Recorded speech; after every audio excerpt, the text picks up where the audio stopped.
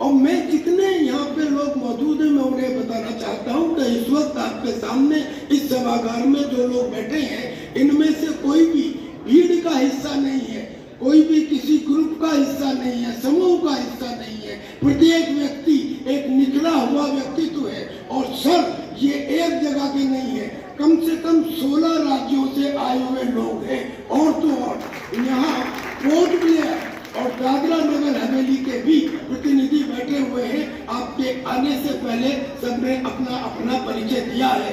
महिलाएं हैं और जो महिलाएं हैं वो यूँ समझ लीजिए कि जैसे नेताजी सुभाष चंद्र बोस की रानी झांसी रेजिमेंट की वो ही महिलाएं यहाँ मौजूद है। खैर मैं अभी बहुत जल्दी से अपने इशू पे आता हूँ। हमारा आज का इशू है कि सभी स्कूलों में प्रारंभिक सैनिक प्रशिक्षण लागू होना चाहिए। मेरा ये कहना है कि आज से कुछ जमाने पहले एक शहर से दूसरे शहर को जोड़ने वाली सड़कें टूटी फूटी रहती थी, आज बड़े बड़े हाईवे बन गए हैं। लेकिन उस जमाने में गरीब लोग ज्यादातर रोजी रोटी के लिए एक शहर से एक हिंदुस्तान से दूसरे देशों में जाया करते थे। आज कुछ सिचुएशन बदल गई, वो अकेले जाते थे, अपने परिवार को पैसा भेजते थे, पैसा हिंदुस्तान में आता था। आज क्या हो गया?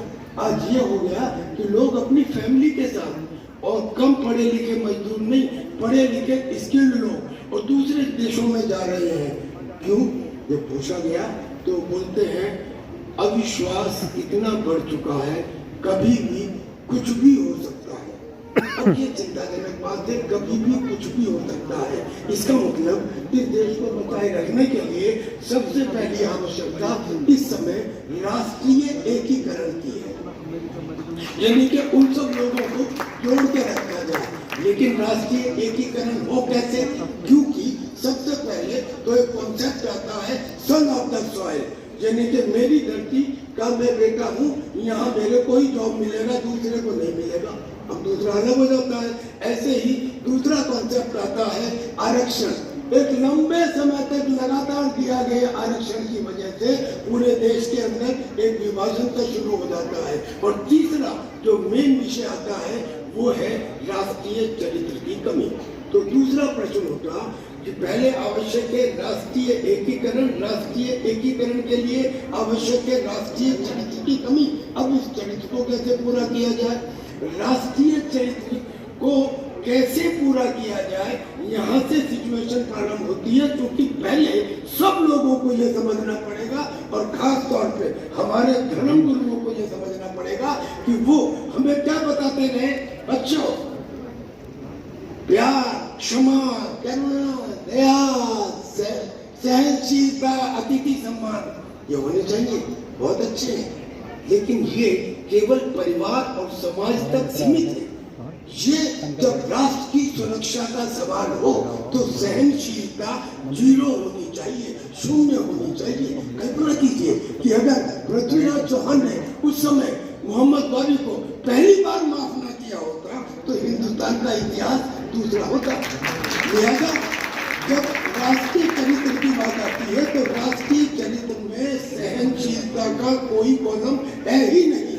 अब इस बात को कौन समझाए? इस बात को पूर्व सैनिक समझा सकते हैं। पूर्व सैनिक ही क्यों? संसद क्यों नहीं समझा सकती?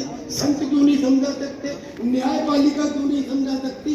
कारण ये, आप खुद सोचो, मैं जो कुछ कह रहा हूँ आपके सामने है।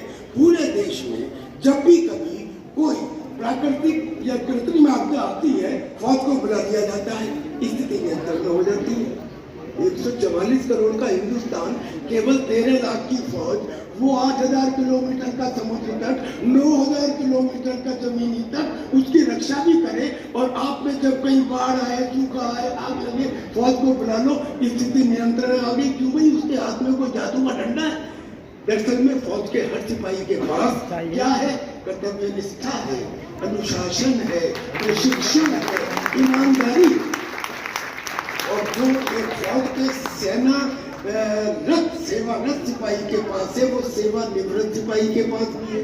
आज जब राष्ट्रीय चरित्र की कमी हो गई है, आज जब सहनशीलता की कमी हो गई है, जब अविश्वास हो गया है, भ्रष्टाचार हो गया है, जो अपने आप में एक आपदा बन चुका है, इस आपदा के नियंत्रण के लिए भी पूर्व सैनिक ही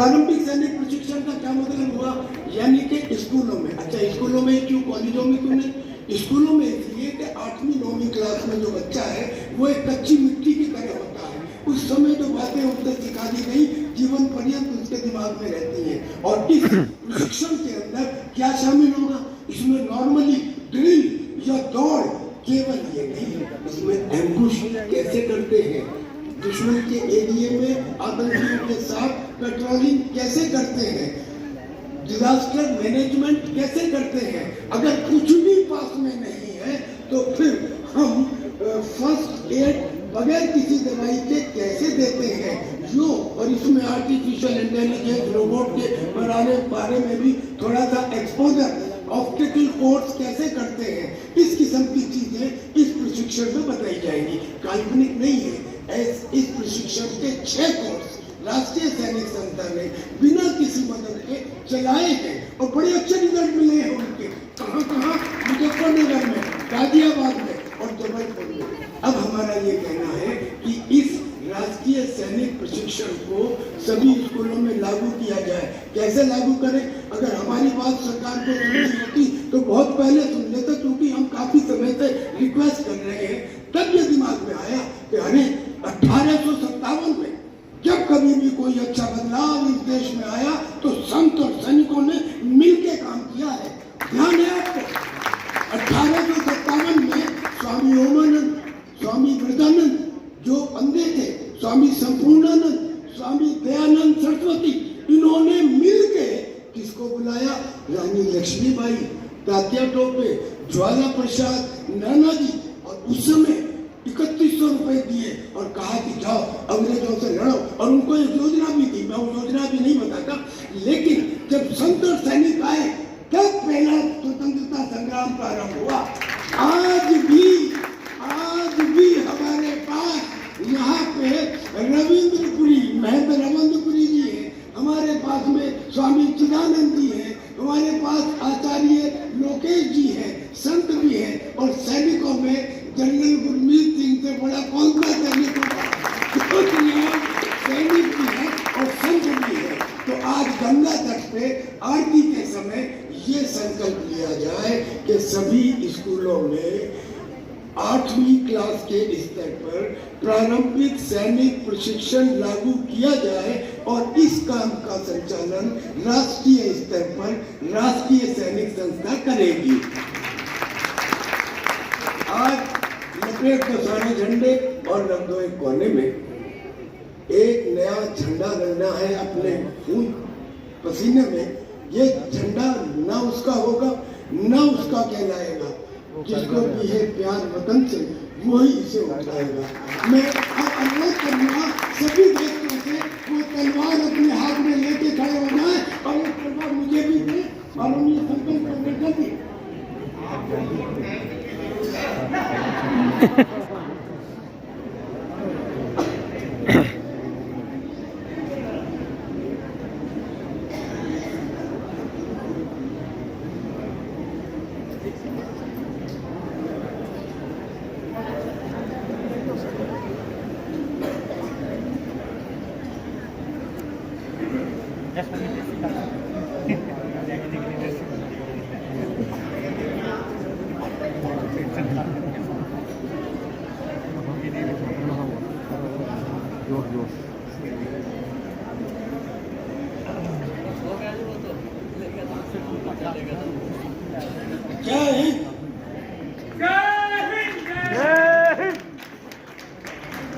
धन्यवाद साहब, बहुत ओजस्वी भाषण थे। एक बार जोरदार तालियों से कमर करेंगे सम्मान करें।